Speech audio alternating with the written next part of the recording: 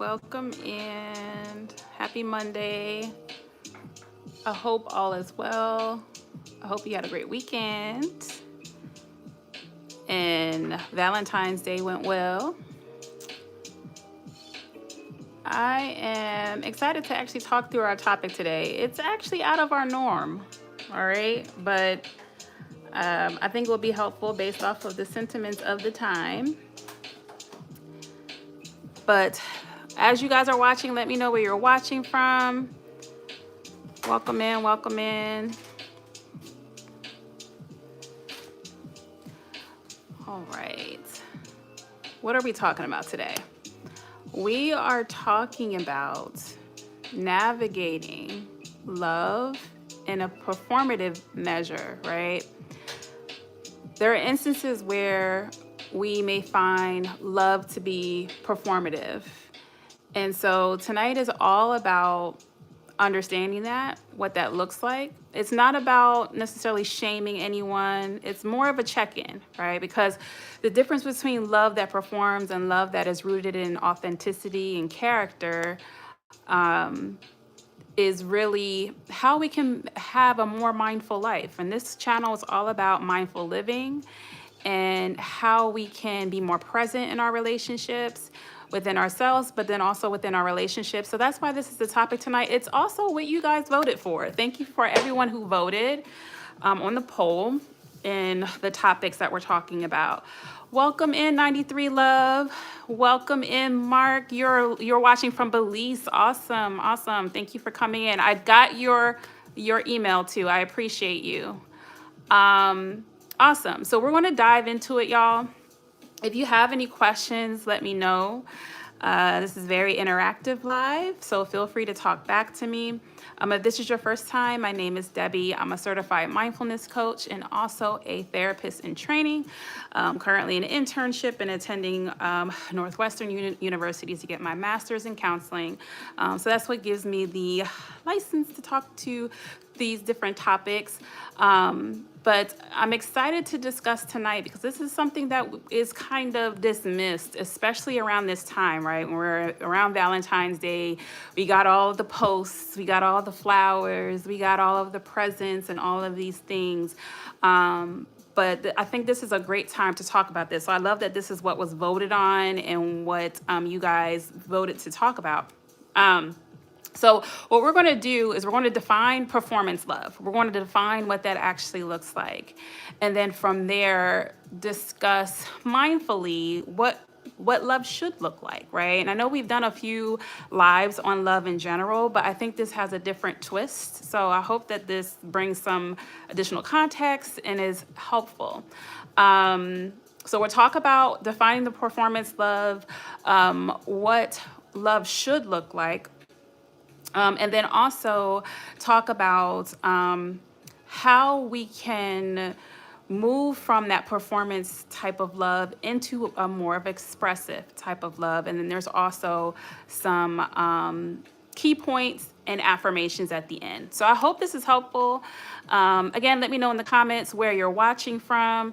And if you have any questions to start out, let me know in the comments. I am excited to talk through this. Okay, so let me get my notes up here. Where y'all watching from? Let me know. Let's see here. Okay.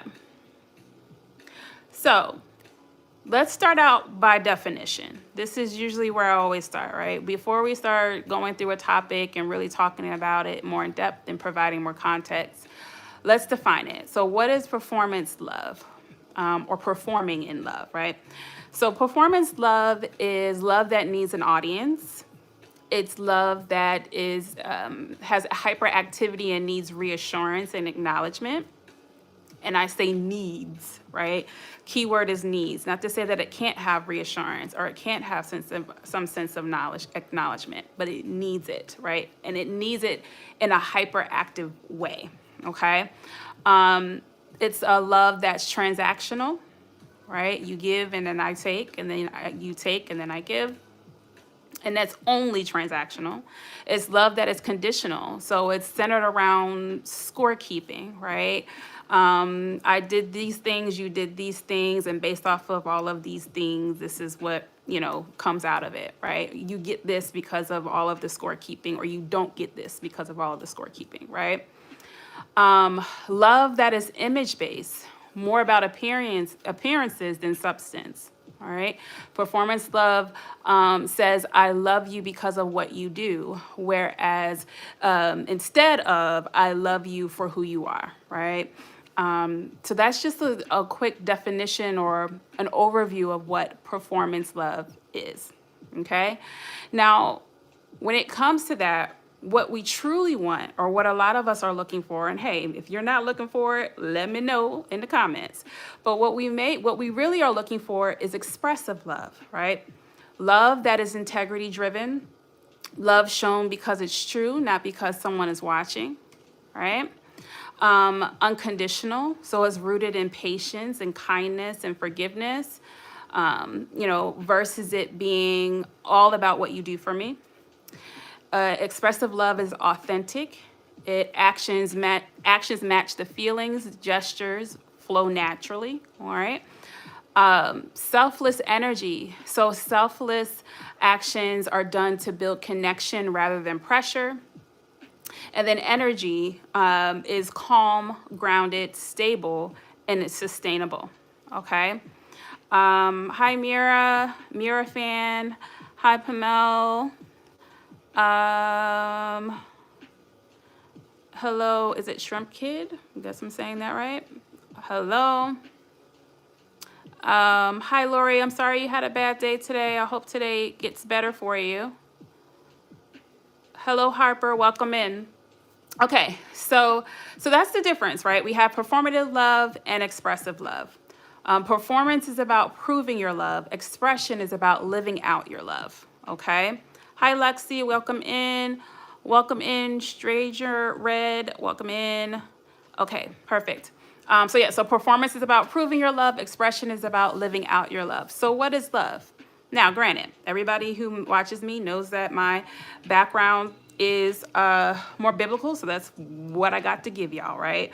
But ultimately, when it comes to what love is, it's patient, it's kind, it's not envious, it's not boastful, it's not proud, it's not self-seeking, it's not easily angered, it keeps to no record of wrongs, it rejoices in truth, it always protects, it always trusts, it always hopes, and it always perseveres, okay? I'll say that again. Hi, Ember. Patient, love is kind, it's not envious, it's not boastful, it's not proud, it's not self-seeking, it's not easily angered, it keeps no record of wrongs, it rejoices in truth, always protects, always trusts, always hopes, and always perseveres, okay? And this isn't just when it comes to romantic love, right? This is also when it comes to platonic love, when it comes to friendships, when it comes to family, when it comes to your children, when it comes to all of those things, right?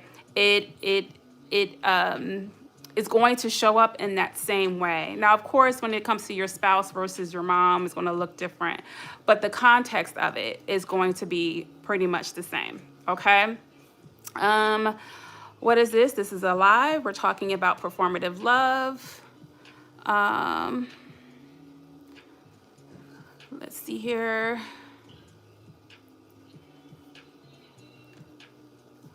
Zaracon, I'm not sure if I understand your question, but yeah. So when it comes to what is love, that's just the giving you a definition of it, right? Now, when going through the overview of the list, it's patient, it's kind, it's not envious, it's not boastful, it's not proud, right? Notice that none of that is performative, right? None of that is outward. All of that is internal. It's internal character, and it's internal when it comes to heart posture. Tiara, I'm not sure what's funny, but okay. So when it comes to, thank you, 93 Love, I appreciate it. So when it comes to the overview of what love is, It's not performative. It's more of internal character or heart posture. It's the way that you present yourself or go into a particular situation when it comes to loving, again, platonic, in relationship, family, whatever. Performance love is ego driven. True love brings security and safety. Okay. So this isn't even just thinking about how you show up. It's also about thinking how other people show up in your life as well, right? So thinking about, is this performative, and how I'm showing up, is it performative, and how others are showing up in my life, is it performative? This is more so of a checks and balances. This is a heart check, right? Again, going back to the top of the live, this isn't about shame. This isn't about bringing ourselves down, right? It's more so about awareness. How am I showing up when it comes to loving others? Why am I showing up that way? And is the way that I show up right now helpful? Is it safe? Is it exhausting? Is it overwhelming? Because many times when we're thinking about love and these different types of relationships, it causes a sense of just draining us out, right? Draining us emotionally, physically, spiritually. And a lot of times we don't understand why. Many times it's because we're performing. We're not being, right, in these relationships. Performing in these relationships, we're not being. So this is a matter of understanding. This is a matter of awareness. And it's the beginning to making changes when you need it, okay? How do I get rid of drug addiction? That is a very huge and loaded question. Drug addiction is definitely a mindset, and it's about your relationship with the substance, okay? I can go into that, and if you guys want to do a live about addiction, which we can, I can put it in the because we even talked about habits a little bit, and I think I touched on addiction a little bit. But I can put that in the poll to vote on. But addiction is primarily about your relationship with the substance. And even love in itself can be an addiction, okay? Even when they say, when someone's grieving, whether it be you're grieving a person or grieving a relationship, especially when it comes to breakups even, which is still on target with what we're talking about. The way the brain shows up when it comes to like grief or separating from a person or separating after a breakup, the brain shows up the same way as it would be if you were separating yourself from a substance, right? So your brain could show the same imagery when you're in a breakup and trying to go through a breakup. It could show up the same way as it would with an addiction, right? Of a substance. So in that, when it comes to addiction, it's more so about your relationship with the substance versus trying to just break the addiction. Okay. I hope that I hope it overall answers your question. But again, it's very layered answer for how do you get over addiction. Okay. Okay, so I hope that was helpful. So what were we talking about? Performance love is ego-driven. True love brings security and safety. Performance love asks, how do I look? What am I getting? Who sees this, right? True love asks, how am I showing up with integrity and authenticity? Am I safe to love? Am I loving from wholeness or from fear? Okay. Many times we show up as performative out of fear of losing the person, fear of losing connection, fear of being alone or loneliness, fear of losing a sense of self because we attach identity to people oftentimes. And because of that, that creates a sense of attachment that happens. Pretty sure you may or may not have heard of attachment theory, which is basically means that we have anxious attachment. We have, all of these different types of attachments to people. which also is associated with addiction. But with that, it can create a sense of fear and anxiety. Um, I think it depends on how you define ego, right? Because some people define ego as it being any sense of confidence, and having confidence in yourself isn't necessarily ego. But I think it goes back to definition versus whether it is or is not. You're welcome, Melvin. It does. Absolutely. You'll find a sense of peace, forgiveness, and purpose. Absolutely. Thank you. Is it Amwu? I hope I'm saying that right. Um, Thank you, thank you, thank you. Yeah, so I think that when it comes to all of this, when it comes to understanding love, there is a sense of humility. Even thinking about your question about ego, there is a sense of humility that has to happen. And this is about true love, right? If you don't want true love and you want the performative situation, then by all means, that's your prerogative. But when it comes to wanting or desiring true love and having a sense of love, right? There is a sense of humility and vulnerability that has to happen there. And that goes back to what the definition of love. If I go back to the top and talk about what that definition was of love is, and for those who are believers in Christ, I'm getting this from Corinthians 13, but love is patient, it's kind, it's not envious, it's not boastful, it's not proud, it's not self-seeking, it's not easily angered, it keeps no record of wrongs, it rejoices in truth, it always protects, always trusts, always hopes, and always perseveres.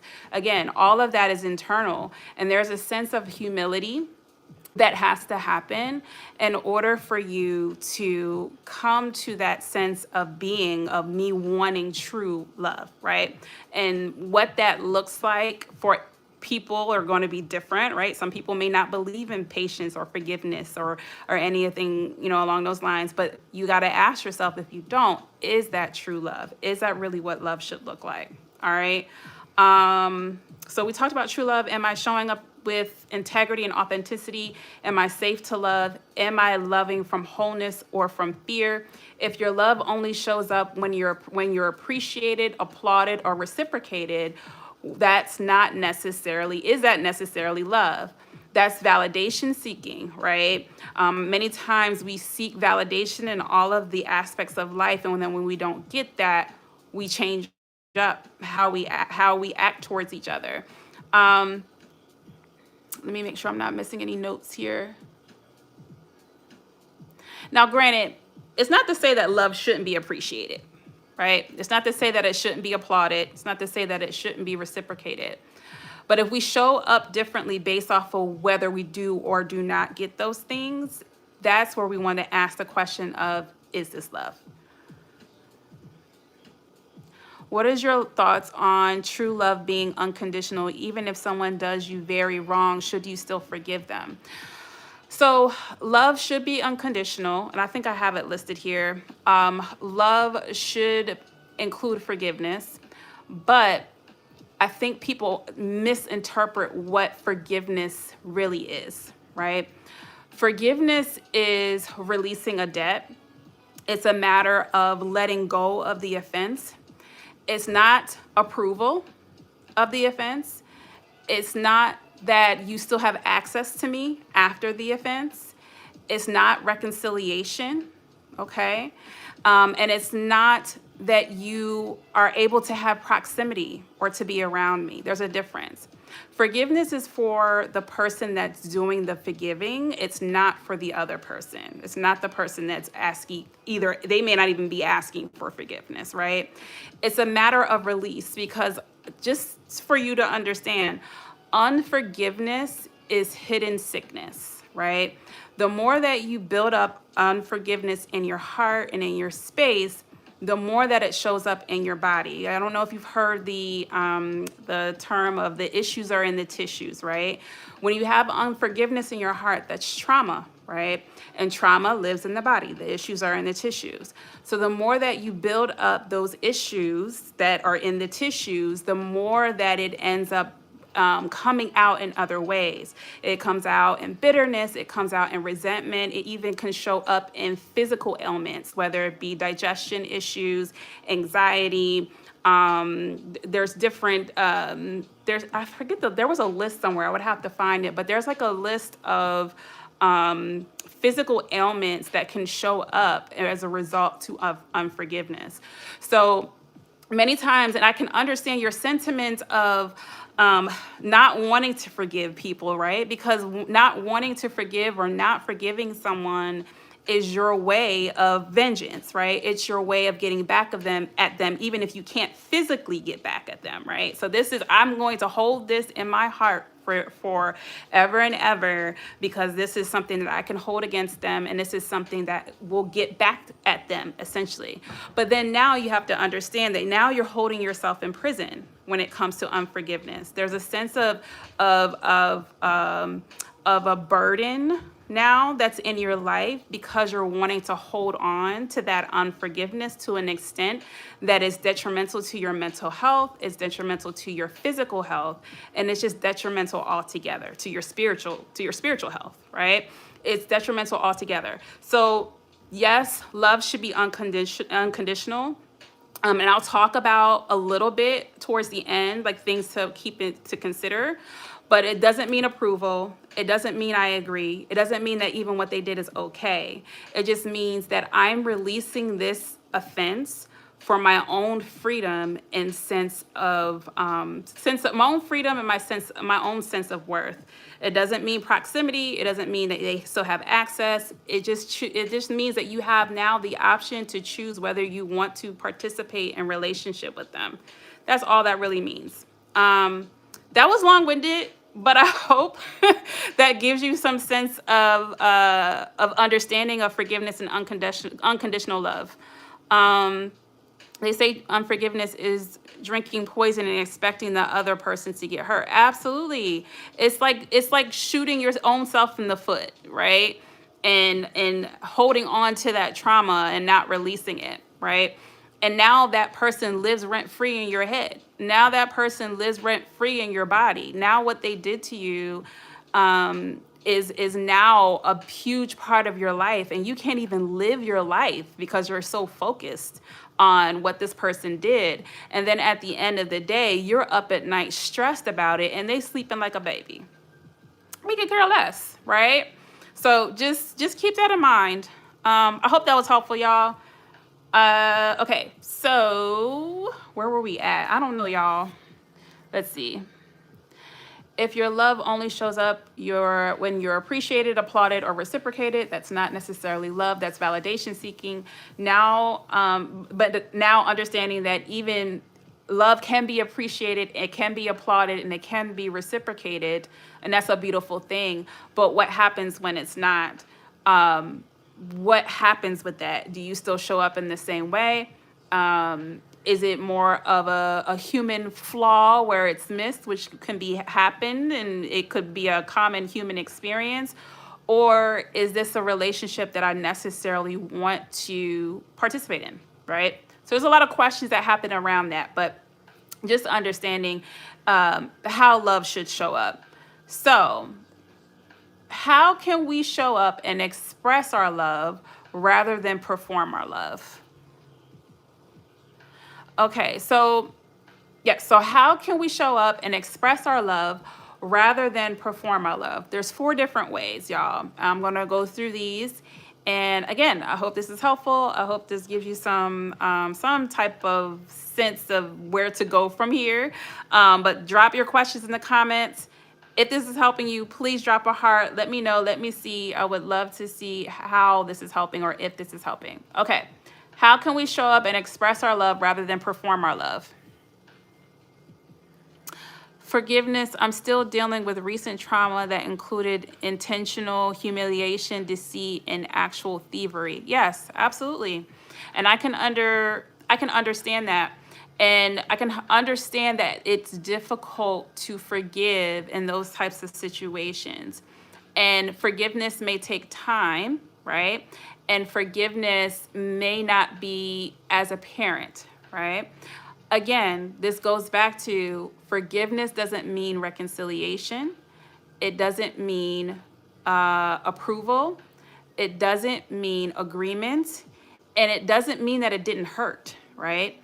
It doesn't mean that it didn't anger you. It doesn't mean that it didn't frustrate you, right?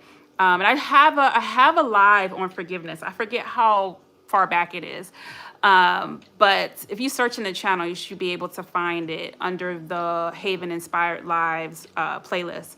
But forgiveness is about the release internally, right? It's not about you coming to a conclusion that what they did was okay. That's not what forgiveness is. And I think because it's explained in that way at times, that people say, "Oh, I don't need to forgive."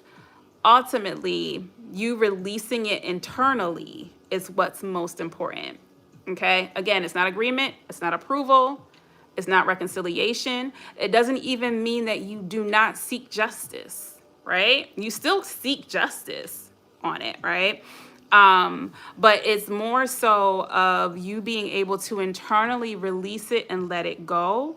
So that way you're able to live and thrive more mindfully. Because ultimately, if you keep it up here and if you keep it in here, that then turns into bitterness, that then turns into resentment. And then that is a long life of anger, right? That's where we find ourselves angry for no apparent reason. We're always angry. We're always frustrated. We're always confused. We're always easily bothered because of the fact that we're living a life filled of trauma associated with unforgiveness, right? And if you already have the trauma of the thing, adding the trauma of unforgiveness makes it 10 times worse. So releasing the unforgiveness gives you the space to deal with the actual trauma. It gives you the space to actually deal and process with what actually happened versus not allowing yourself to process the emotions and sit in both bitterness, unforgiveness, and resentment and the trauma. Does that make sense? I hope that makes sense. And it may not make sense right now, but over time it may make sense. Because sometimes forgiveness is hard to digest, and I get that. And it may not even be the time to talk about it now. But it's a thing that is a silent sickness. It's a silent sickness. And whether that sickness be physical or mental, it's a silent sickness. Okay, great. 93 love. Thank you. Again, I went on a tangent. So how can we show up that and express our love rather than perform our love? Number one, check your motivations. Okay, ask yourself, am I doing this to be seen, validated, or appreciated, or because it's genuinely how I feel? Okay, pause before actions. Are they for you or for the audience? Okay. And just keep that in mind. It's just a matter of a motivation check. Why am I doing what I'm doing? Why am I taking these actions with this particular person and with this particular relationship? Is it what I want to do, or is it something that I feel like I have to do, right? Exploring all of those things. Now, is there an element with being in relationship with someone and doing things that you may not necessarily like, but you know it's something that they like? That is fine in a sense of I love this person and I want to do something with them, and maybe this is just something that I may not like, or it may not be my cup of tea, but I'm doing it for them because I love them. That's one thing. But doing it in a form of, and I'll talk about this, but doing it in a form of performance is a form of manipulation, and we'll talk about that. That was number one. Check your motivation. Number two, practice presence over performance. Focus on being with the person, not performing for the person. Okay? Thank you. He loves you too. Practice presence before over performance. Focus on being with the person, not performing for the person. Listen deeply, respond thoughtfully, and give your full attention, right? Are you present? Okay. Do you want to spend time with this person? How is spending time with this person? Okay. When we spend time, what does that look like? Is it substantial? Is there substance? Or are we just in each other's space? Because the more present you are with that, you may find, I don't really like this person.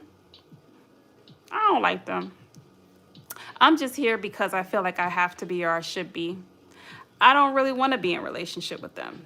The more present that you are, and I believe me, this could happen, right? The more present that you are and the more time, that intentional time that you spend with someone, you could find that you're wasting your time. Okay? Again, this is not just in romantic relationships, but definitely with friends, right?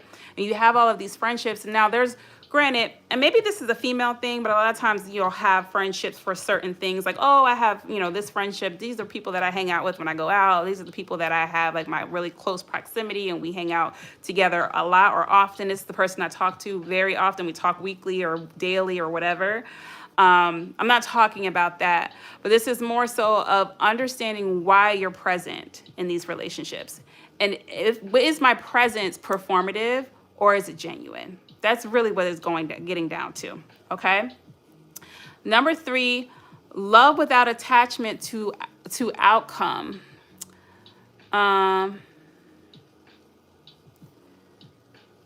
Thank you, Just Aurora. I feel a need to give gifts, lunches with special food, or giving actual gifts. Is that performance? It's not performance if you are genuine. Oh, thank you. I appreciate it. Thank you, A. Marie. It's not performance if you're genuine. Some people like to give gifts. They like to see, to give someone, you see something and you're like, okay, I think that they would like this, or you do it as just a kind gesture. There's nothing wrong with that. Let's see. Okay. Let me make sure I'm not missing anything. Okay. So that was number 3, love without attachment to outcome. All right. Or this is number 3. I don't think I went through number 3. So love without attachment to outcome. True love doesn't need a reward or reciprocation. Release the expectation. If I do this, I should get this, right? Do I love to look impressive or for leverage? Do I withdraw my love to manipulate? Like, these are questions that you can ask yourself in regards to being attached to outcome. Ultimately, we find ourselves disappointed in relationships because we link our actions to specific expectations or assumptions of the outcome, right? So if I do this for this person, they should do this for me, right? And then when that doesn't happen, we get very frustrated. We get to a point where now we withdraw our love in order to get what we want, or to get the assumptions of what we want or the expectations. And then we create a unsafe environment relationship-wise because of the fact that we're now using our love actions as manipulation, okay? So understanding that when we're trying to show up authentically with love without attachment to a specific outcome is important, because then if you don't have it attached to an outcome, whatever happens, you'll be able to logically gauge, like, okay, is this person in relationship with me? Or is this person performing, right? And in that, I can choose whether I want to continue to participate. I'm not saying not have boundaries. I'm not saying any of that, because you should have boundaries and standards in how you operate. But performance blurs those lines. With that performance, it creates a falsehood within the relationship that this is the expectation, instead of you seeing how people show up in your life and how they show you love, and then based off of what they show in their actions, you determine whether you want to participate in that or not. Okay? I say all of that to say your performance in love blurs the lines of whether this relationship, whether it be platonic or not, is genuine. Okay.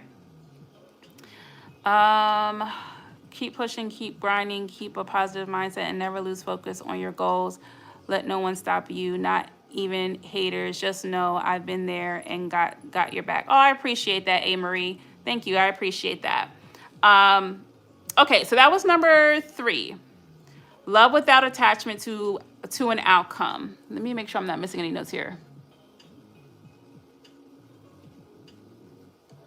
Okay, so that was number 3. Number 4, reflect and align regularly.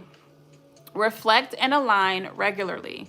Take a moment to reflect. Is this relationship and are my actions aligned with my values? This goes back to our values work. We've talked about this before. Is this relationship and are my actions aligned with my values? Why do I love this person? What do I love about their character? All right. Because a lot of times we think about why we love someone is usually action based. Oh, they do this for me. They do that for me. What is it about their character? What is it about their personality? What is it about who they are as a person that you love? Because ultimately actions are going to be conditional, right? Whereas character is going to be what makes love unconditional. Okay? Because what happens when it comes to love is if their actions are not consistent, when they become inconsistent, now your love falters. But if your love is linked to character and them and who they are as a person, it's easier to be unconditional. I'm like, oh, I love this person, and I love the way that I love their personality. I enjoy being around them. I love being in their space. I love how they make my space safe. I love how they listen to me. Like thinking about who they are as a person versus what they physically do, right, can be the differentiation of this being a conditional or unconditional love. Okay. Again, this is platonic. This is romantic. This is friendships. This is family. This isn't just one linear thing. Okay. What else do I have here? Reflect and align regularly. Did I show love for integrity or for applause? These are questions that you could ask yourself in this section. And then also just understanding that with your reflection, you can use journaling, you can use mindfulness practices to help you notice when you're drifting into performance. And that's really just being present. That's being present and aware in the relationships that you're in. Okay. This may look different depending on the relationship that you're talking about, but remaining present and remaining aware, journaling your reflections, pausing when you find yourself being very performative, right? Where you think that you're being performative, and taking the time to reflect on that. Okay. I hope this was helpful. These were the 4 ways to show up and express your love rather than perform your love. Check your motivation, practice presence before performance, love without attachment to outcome, reflect and align regularly. So a few things to keep in mind before we go into affirmations. Love is an internal heart posture, but not a contract to remain in relationship or reconciliation. Okay, I'll say that again. Love is an internal heart posture, but not a contract to remain in relationship or reconciliation. You can genuinely care, wish well, and show kindness to someone without consistent communication or interaction. Sometimes people feel like, oh, because I'm not in relationship with the person, I can't love them, or it wasn't love, or there was nothing there, right? And that's not necessarily the case. Love doesn't mean proximity, okay? You can genuinely care and wish well for someone and even show them kindness without consistent communication or being in relationship with them. Detaching doesn't mean not loving, all right? Setting boundaries or walking away from a relationship doesn't erase the love. Sometimes the highest expression of love is giving space for growth, making the choice for them, or choosing what's healthiest for both involved. It doesn't have to mean full access or proximity, okay? So that is my second point. The third point here to keep in mind, performance love often confuses love with possession. All right. I'll say that again. Performance love often confuses love with possession. Expression of love honors the person's autonomy and flexibility. Tanner, I don't know what you're saying or doing. Yeah. So those are the three things to keep in mind. Okay. So we're going to go through, and I have 5 affirmations that you can take away from our conversation today. I hope this was helpful, y'all. Please drop in the comments a heart, some hands clapping, hand raised, whatever it is that you can drop in there. I hope this was helpful and is giving you some information. We talked through the definition of performance love, the difference between performance and expressive love. We talked about what love is and what it is not. And then we talked about how to show up and express your love rather than perform your love. Okay. Affirmations. I have 5 affirmations that you can take away from today. Feel free to use these affirmations however you wish to. You can write them down. You can put them in your journal. You can do them on sticky notes. You can recite them if you need to, or just something that you can recite now. And if you have any questions about them, let me know. But I'll go through these here quickly. Where are we at with time? Yeah, we got a little bit of time here. So affirmation number 1, my love is patient, kind, and free of unrealistic expectations.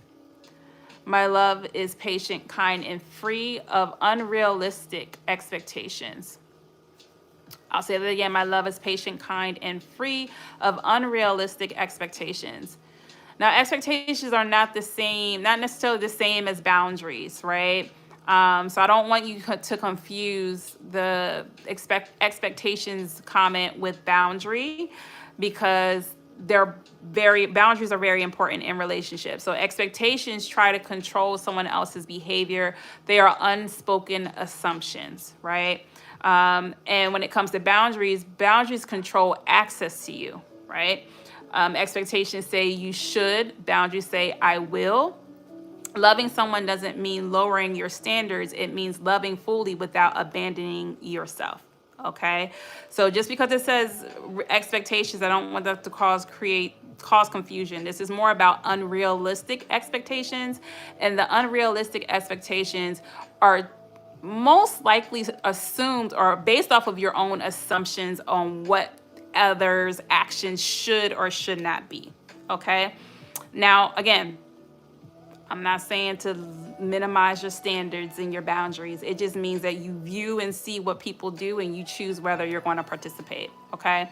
That's number 1. Number 2, I release the need to control how love is received. I release the need to control how you can put how my love is received. I release the need to control how my love is received. Okay? Again, this is based upon how you show up.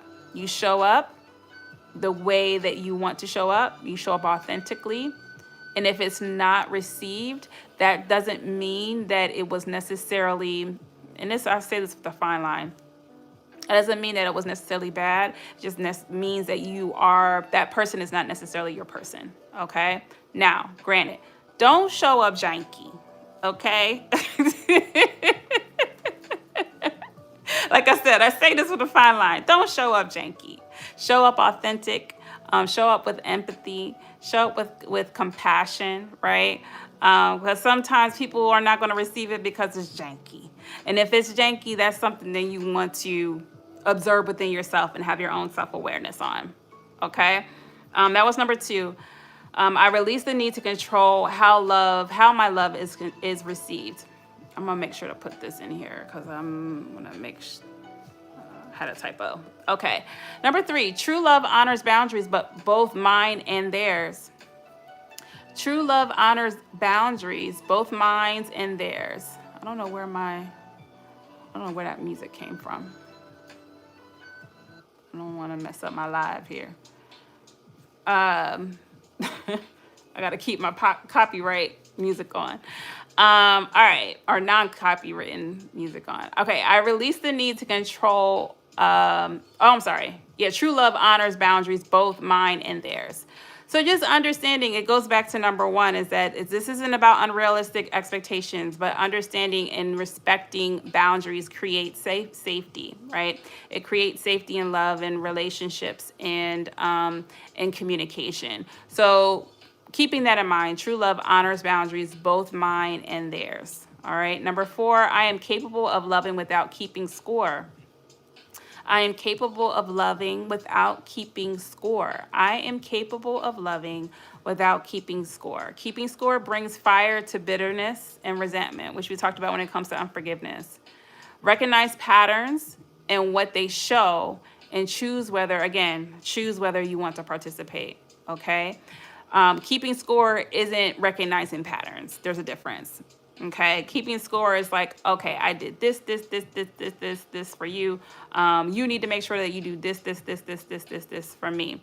And again, you want to understand you cannot control the other person. You can talk about your desires and what you like and all of those things. I'm not talking about that. You can't control what others do. And keeping score is an effort to control what the other person is doing. And when we're not able to do that control or have that control, that's what creates friction in relationships. So I'm capable of loving without keeping score. Keeping score brings fire to bitterness and resentment. Recognize the patterns, okay? Because recognizing patterns is how you choose whether you want to continue to participate in a relationship, right? But keeping score creates a sense of tension in the relationship that doesn't have to be there, okay? That was number four. I am capable of loving without keeping score. And then number five, our last affirmation, I express love because it's who I am, not because of who is watching. I express love because it is who I am, not because of who is watching. I express love because it's who I am, not because of who is watching. This goes back to that conversation of matching energy. I hate that term. I match energy. If they give me this, I give them that. That's exhausting. Ain't nobody got time for that.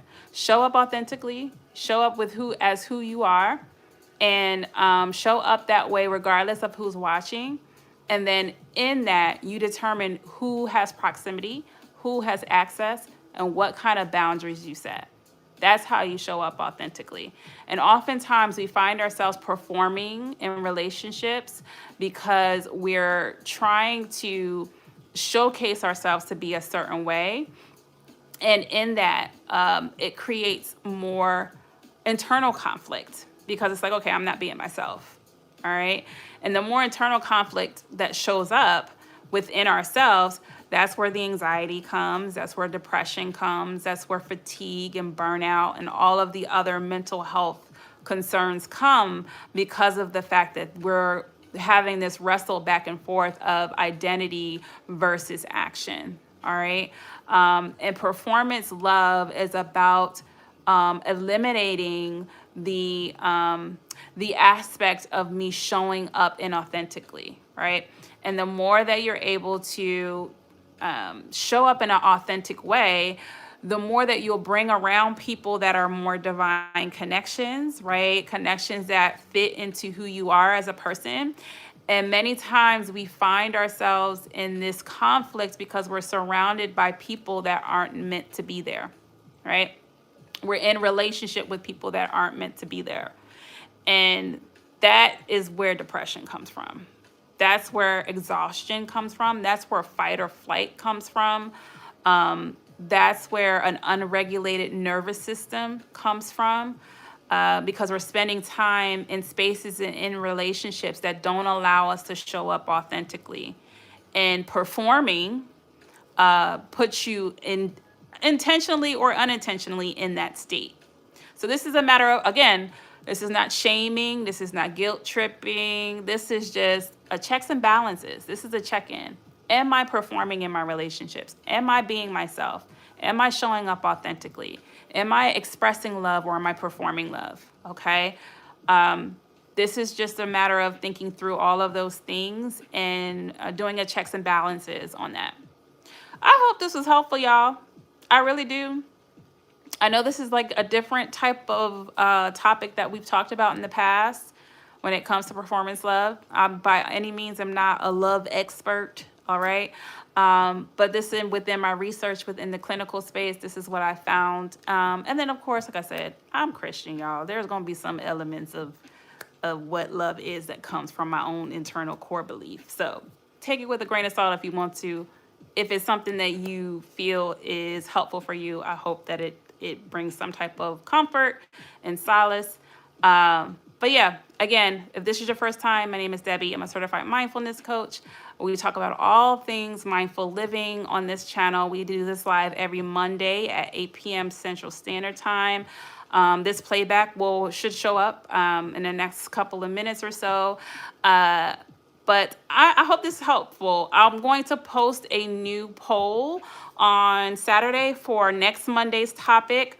I did get a request from one of the listeners for a meditation. So I'm going to work on that. And that meditation should be posted, I would say, either I got a lot going on this week. So either by the end of this week or by the end of next week, that meditation will be posted. If there's any other meditation requests that you don't see on the channel, let me know. There's over, I think I just got a notification that I have like 300, I think it's 300, videos on my channel. So if there's any, I feel like I've hit a lot of different topics, but if there's any specific meditation requests, let me know. You can always email me at info@haveninspired.com. You can follow me on other platforms, on TikTok at Haven Inspired, or you can follow me on Instagram. Yeah, on Instagram at Haven Inspired. So make sure to check me out there. And I do events, y'all. So if you're looking for a speaker for a specific event, whether it be virtual or in person, let me know. I do plenty of corporate events when it comes to mindfulness and to mental health space. Am I missing anything else? That's it, y'all. That's it. I hope that y'all be blessed this week. And if there's any questions, let me know. Oh, you can always, I don't know if anyone knows this, but I do have a Facebook group for Black women. So you can always sign up for that on Facebook. It's called, it's actually going to be linked in the comments. Or not in the comments, in the description. So you can check it out there. But other than that, y'all all have a great rest of your evening. Thank you for watching. And I will see you. You're welcome, Mark. And I will see you all next week at 8 p.m. Central Standard Time next Monday. Bye.